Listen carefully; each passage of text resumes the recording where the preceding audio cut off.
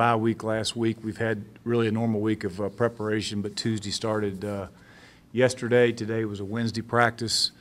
We'll come back tomorrow with a Thursday practice. We're right on schedule, so get on the plane on Wednesday and head to Middle. Middle's an excellent football team. Starts with their quarterback Kilgore. He set about every record that there is to set there. At Middle Tennessee, had tremendous success a year ago. They got two excellent tailbacks, and it'll be a big challenge for us. Defensively, they're really physical. They lead the country in creating turnovers, so it's going to be a point of emphasis in our game, is we can't turn it over, and they've done a great job of creating those things. So that'll be a big challenge for our guys. We worked extremely hard to make sure that doesn't happen. So at this point, we'll just answer any questions you got. Captains. Oh, I'm sorry. Yeah, captains this week are James Rouse, who's been a captain multiple times, played extremely well last week. Darrell Roberts also is a captain on defense, so those two will captain our defense, and Chris Jaspers and Garrett Scott, two offensive linemen, will captain the offense. So, leadership when you go on the road is critical, and it's going to be critical that not only those guys but the rest of the captains do a great job starting when we get on that plane on Wednesday afternoon. With Kilgore, they played a lot of a pretty mobile freshman, I guess, last game. Do you expect them to kind of, move these guys in and out, or do you think Kilgore's going to? I think, who knows? But I think Kilgore will be their quarterback. He's just done so much for him. He had tremendous success a year ago, and I'll be surprised if it's not Kilgore, and I'm sure they'll probably try to play. They'll play both of them, Grammer and Kilgore. But I'm sure their offense isn't going to change a whole lot. However, Grammer, he goes in, he runs it a lot more than what Kilgore does. So, we've prepared for both, but if I was guessing, I'd say it'll be Kilgore. And speaking of preparation for that, how is that when you have two quarterbacks, such a difference in experience, such a difference in kind of, like you said, with mobility and their predilections? Is it just a matter of it's just one thing? It's like teams preparing for you in that radar defense. You don't know how much you're going to get of it, but you at least have to prepare for it at some point. Yeah, there's no doubt. You got to prepare, and like I said, they don't do a whole lot different offensively. With the two, however, they had a little bit more run emphasis, with number two in the game. With Kilgore, looks more so he'll throw it first, where the other guy's going to run it first a little bit more. But they're both excellent quarterbacks, and like I say, we prepared for both, and I'm sure we'll see both. Is there any benefit to seeing the team for the first time? Does that kind of lock your guys in a little bit more, not having any familiarity with the opponent? Well, I don't know if it's I think the benefit is we've had a little bit of extra time to prepare for them, which has helped us. And but anytime you get on the road and you're playing a road game, it's always a great challenge to go to somebody else's arena and go play them. And on a Thursday night, it'll be an extra challenge. But again, our kids have had a great week of preparation, and they prepared extremely well. So I look forward to going and playing. I think we'll play well. And this is the third straight first-year conference team you guys have played. Is there any difference in preparation when you don't have like the hand in the dirt experience against a team like, say, a Southern Miss or a Tulsa? It's pretty much just what you see on film and what you get from talking to different. Well, even Southern Miss is going to change because they got new staff. Anytime you get and there's been some staff changes throughout Conference USA, throughout the years. So, anytime you have a staff change or you play somebody new, you're going to have a little bit different philosophy as far as what they're doing offensively, defensively, and special teams. Now, once you get to this point in the year, though, you're really going to base your, what you're going to do off the last 4 to 5 games and what they've done in those particular games. So, we've had plenty of film on them, from this year and a year ago, and we've had, again, extra time to prepare, which should help us.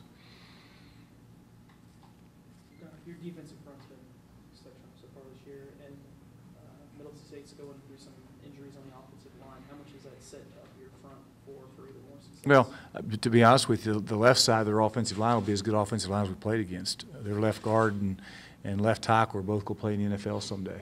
They're excellent, and I'm not saying that because we're playing them. Go watch them on film. They're extremely good. They're extremely physical, and I think those other 3 guys that they plugged in there at center, right guard, and right tackle have played well. But that left side of their line has played a lot of football, and they're really good players. So that'll be a challenge for our guys. But our defensive line has got to play well because it starts up front physically, and they're going to have to be extremely physical to be able to play with these guys.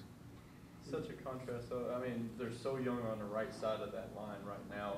left side's so experienced, are you sort of surprised, or would you be surprised if they tried to mix and match and maybe move a left guard to a right guard to sort of balance out the power there? Well, they've had the opportunity to do that for 3 games and didn't do it. You know, I mean, I think they've had the opportunity. It's not like that center and that right guard's playing for the first time. They've played the last 3 games, started the last 3 games. That freshman, I think this is his 3rd game he's going to start at center. So, you know, he's gotten his feet wet and he's done some really good things. And, you know, I don't see him changing now at this point. But like I say, that left side will be a great challenge for us, and they played extremely well. And with their defensive line, I mean, they got their starters at the tackles are 200-300-pounders, and I think somebody was saying like last week against APU was almost like that defense line was like playing 4 defensive ends. What's that like to kind of see the difference there, where you have more of your stand-up athletic 250-pound guys? Now you're going to big old boys that can really stuff these. You know, and it's similar to what we had at UTSA. You know, they're really physical, and they're not only physical up front defensively. Their linebackers are extremely physical. Bird to one safety. He's a linebacker playing safety that I think he's led the team in tackles the last 2 weeks, and he's a really good player that comes downhill and makes plays. And there's a reason they're #1 in the country in creating turnovers, because they play extremely physical. They give you a lot of different looks, and they're very aggressive with the way they play. So, you know, we've worked hard all week, you know, handling that style of play. We're going to have to make sure that we do a great job on Thursday night. Well, finishing drives is going to be especially important, because it seems like, I mean, you look at the stats, they're giving up a lot of yards, but it's sort of bend but don't break there, because they're able to force some of those turnovers. And you know, the turnovers have been it's been a major plus for them. And, you know, like you say, they give up some yards, but they've, you know, when they get into the score zone, red zone, they've played a little bit, they've played better. And, you know, they're a good defense. It's very athletic, and there's a reason they went in Georgia Tech a year ago and put a bunch of points on Georgia Tech and beat them at their place, because they got some good players, and a lot of those players are back playing again this year. The offense had to go, your offense had to go back to its comfort zone to win the last game, go fast. The going slower, how do you think that's going at this point of the season? I know that was kind of one of the goals at the start of the season. Yeah, I think, and we've had some success doing that, Jack. But I do think we've got to be able to do what we do well, and at time, and we seem like we play, you know, we played well slowing it down a couple times here at home. But we got to be able to do both and do both well, and we'll mix and match a little bit on Thursday night. But we have to be able to play fast, but we also have to be able to control it when we want to. You see a guy like Grooms, and some of the, I mean, obviously this first 6 weeks has been him trying to get back. A couple of drives, though, against FAU, you were able to see that burst start slowly coming back. What's his progress been like, and how difficult has it been for him mentally so far? Well, it's been difficult for all of us mentally, because he's a good player and he's very explosive. That you want to see him back to where he was, and I'm seeing more of that. I saw a little bit of it at FAU, and he's had a week and a half since then. So, you know, he's going to be a lot healthier, you know, going into Thursday night than what he's been, and I'm anxious to go watch him play, because when he's healthy, he's a good player. It's especially magnified with him, the way that he cuts, and I mean, it's that hard, you know, he puts a lot of torque on the ankles to be able to cut back as fast as what he does and explode off that leg. Is that part of the reason you think that it's taking a little bit longer for him to get back? Well, I think it's harder for a skill guy, you know, and if you look at, you know, Sparrow had the same thing, but nobody in here is talking about Sparrow. I mean, he's gone in there and just played, you know, but it's different with the defensive lineman than it is a skill guy. And, you know, Sparrow's come along a lot quicker with the same injury because of the position he plays. But I think you know, it is magnified when you're a tailback or a wideout or a skill guy that's got to make cuts and do all those things. But he's a lot closer now than he has been. That's good for us.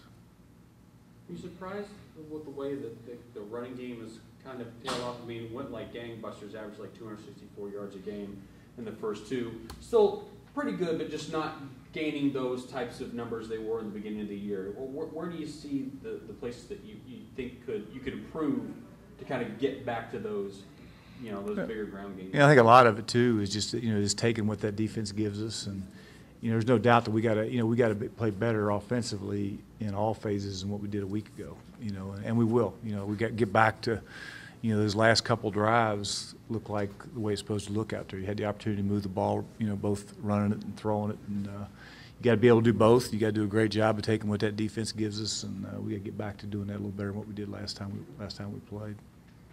Now, you guys, like with the last bye week, it was like we'll take a week and kind of work on ourselves, then we'll go into the UTSA week. Now, some of the players are saying that you guys pretty much went looking at Middle Tennessee from the beginning. How much deeper have you been able to get into these guys with so much more time? Well, you know what, we didn't really change a lot, because if you remember the week, the last open date we had before UTSA, we went pads, both padded days because of the perimeter runs.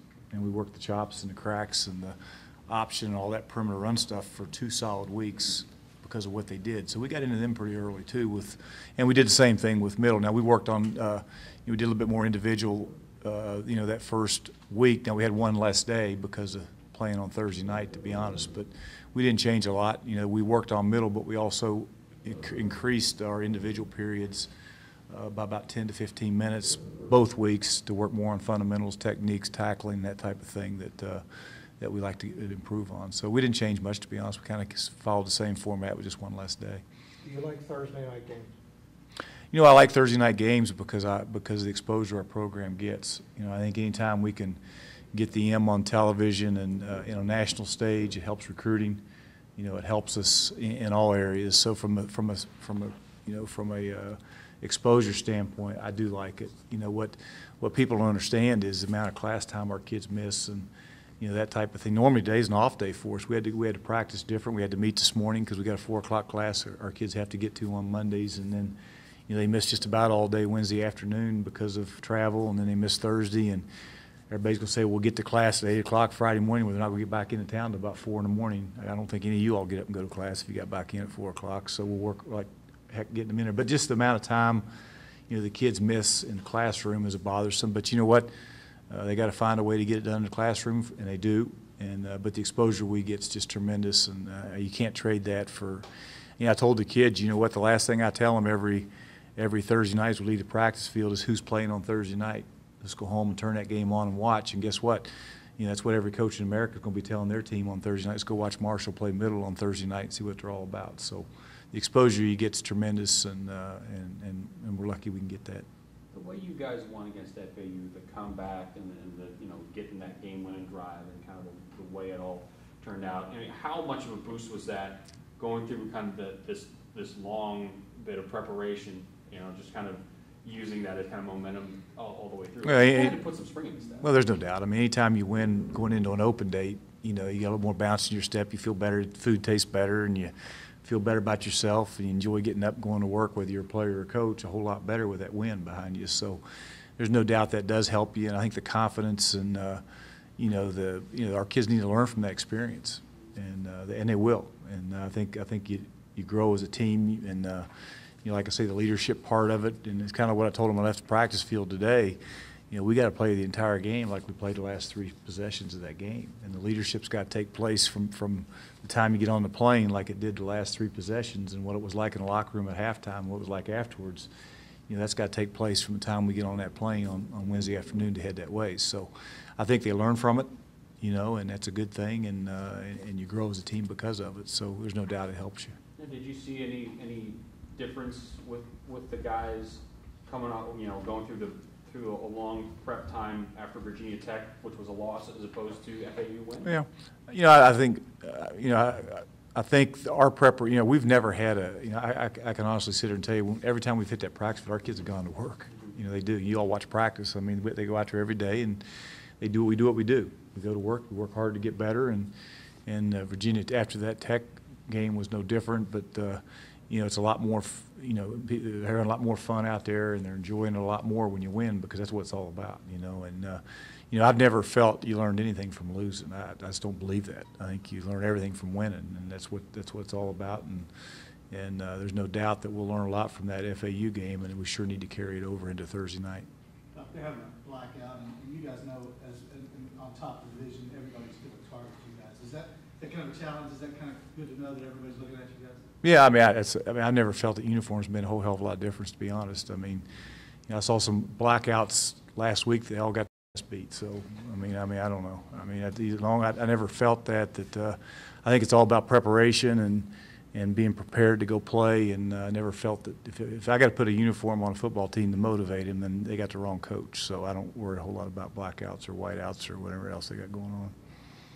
Gator, this year Gator's seen a lot of different coverages with the outsides not garnering the attention that they did last year. how have you seen him sort of step up into that role and find ways to make plays in situations where it does seem like he's being bracketed or at least catching one of the best cover guys on the opposite team? Yeah, I think with, when the thing is, we talk about not being very good on the outside, and we got to make more plays on the outside. I agree with you, but Mumu's been pretty good out there.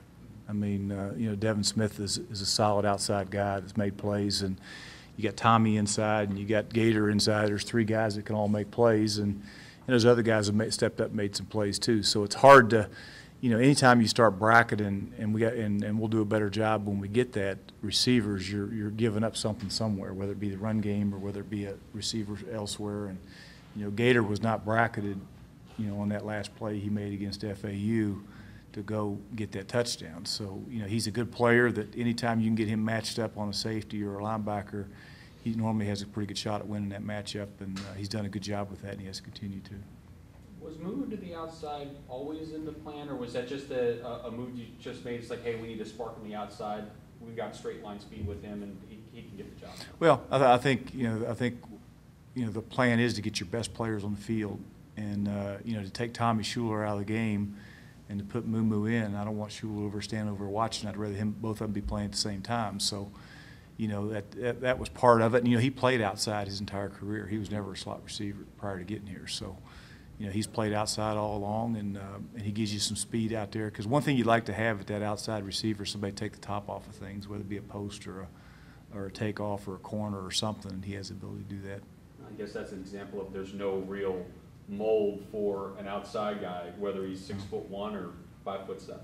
I think it goes back to you got it's the it factor. You find a way to make plays, and there's a lot of little guys out there all over the country, whether it be our level or the NFL, that are making plays regardless of size. And I just like guys that are good football players that when their number's called, they make the play, and he seemed to be able to do that.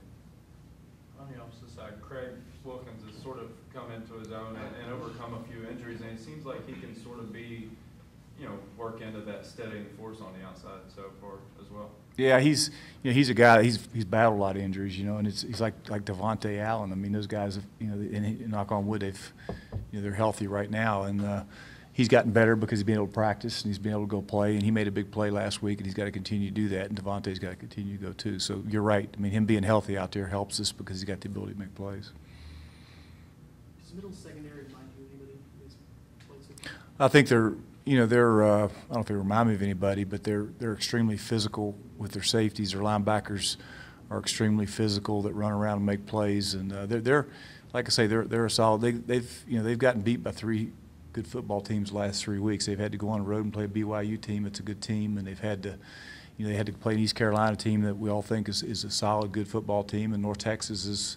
I think they're going for the third straight victory in conference, and they got 5 wins. So they've had a rough 3 weeks at it, but they played some pretty good folks, and they're a solid football team too that we're going to have to make sure we're prepared to play, and because we'll get their best shot. There's no doubt in my mind about that. We'll get their best shot Thursday night. How's Deion Meadows? Deion Meadows is he's not traveling, of course, and he's fine. He's fine. Deion Meadows, probably will not be playing, to be honest, and not be here. To be honest, he is no longer a member of the team, but he's fine. He's fine.